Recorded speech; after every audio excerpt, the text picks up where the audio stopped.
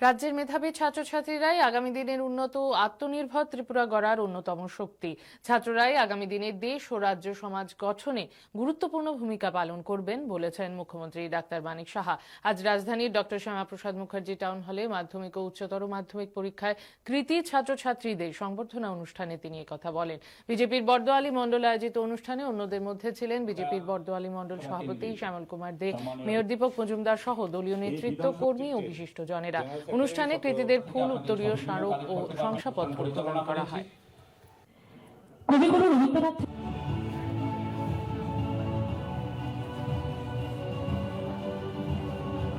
ছাত্রছাত্রীদের আমরা সংবর্ধনা দিচ্ছি এবং আমরা যদি আজকে মনে করি যে আজকে যে সংবর্ধনা অনুষ্ঠানটা আমরা কেন করছি, এখানে যারা সংবর্ধিত হয়েছে তাদের জন্য তো নিশ্চয়ই, কিন্তু যারা এটাকে দেখে অন্যরাও কিন্তু উৎসাহিত হবে যে আমারও এই যে একটা হেলদি একটা কম্পিটিশনের মাধ্যমে আমরা যেহেতু এখানে সংবর্ধিত হয়েছে, আমারও আগামী দিন আমাদের এমন ভাবে নিজেকে নিয়ে যেতে রাখবো যাতে আমাকেও সেই সম্মান দেওয়া হয়, এর জন্য দেওয়া।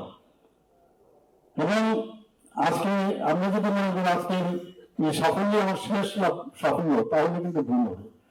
দেশটা মধ্যে বড় সাফল্য আমি বলবো যে প্রথম একটা পর্যায়ে, কিন্তু আজকে শুরু হবো, কিন্তু একটার পর একটা সাফল্য, একদম সাফল্য শেষ নয়। আমার চ্যালেঞ্জ একের পর চ্যালেঞ্জ জীবন আসতে থাকবে এবং জীবনের যত চ্যালেঞ্জ আমরা বেশি মোকাবেলা করতে পারবো তত বেশি নিজেকে কিন্তু একটা সেভাবে শক্তিশালী করতে পারবো। মাটি যেমন যত পড়ায় তত বেশি কিন্তু শক্ত হয়, একটা ইট তৈরি হয়, স্ট্রং।